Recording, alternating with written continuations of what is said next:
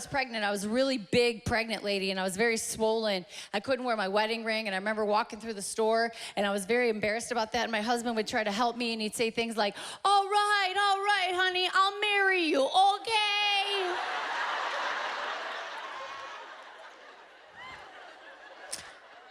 He did that in a Walmart one time, and nobody looked. You guys get that one? Okay. And don't go to Walmart pregnant, because there's always going to be that woman in aisle 9 that wants to touch you, you know, and then she wants to tell you her 36-hour horrible labor story. And you're scared already. And I'm trying to be Christian. I'm like, I'm sorry, lady. You had 36 hours of horrible labor. Obviously, God doesn't love you the way he loves me. Maybe you're not tithing. I don't know what's going on. See, I thought that was funny when I did that.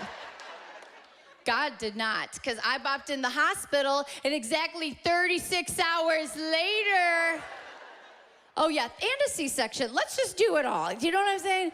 And if any of you have been in labor 36 hours, you have all the nurses. You have that cute little morning nurse. She's the one that's supposed to give you her, the IV, and she's really new, and she just graduated from preschool, and she's walking around with a needle like, open up, and I was like, why do they always have to practice on the women in labor? And then you have the afternoon nurse, and they're like, push, and they're cute, and then you're still in labor after everybody gets off work, and it's 1 o'clock in the morning, and there's this woman walks in, and I don't think she's certified at all. And her badge said parole hours. And her name was Letha. This is a true story. Letha was her name. And I was like, I'm trying to be a people pleaser. I'm like, what kind of name is that? Can you put the gun down? So finally we went, and I had a C-section, and I found out why. Because I gave birth to a 10.6-pound butterball baby, you guys. She looked like a pig you were gonna roast. You know what I'm saying? She was it didn't look like the movies. I gave birth to a sumo wrestler, you guys, seriously. The doctor took one look at my chin. She's like, don't breastfeed her.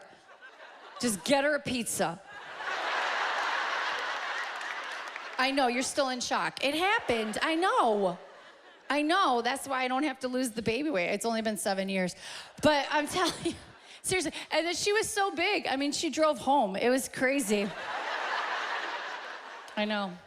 And then some of you are gonna write about the breastfeeding, you guys. I'm kidding. All you la leche, don't write me letters. Both my kids were breastfed. For a very, very long time. Not by me. We have people to do. I remember when I was pregnant, it's God's cruel joke on a pregnant woman. That's the only time in your life when you're like extra endowed, And this woman walked up to me and my husband. She's like, if you breastfeed, you're gonna lose some of that. You're gonna lose some of that what God gave you. You better not breastfeed those kids. You're gonna lose a whole cup size. And my husband just looked at her. He goes, lady, we're from Hollywood. We'll get it back, okay? Who needs college, You want? I'm like, you don't really know what I want, do you? I don't want to tell you. I'm going to be honest. He's like, just tell me what you want. I'm like, I want you and the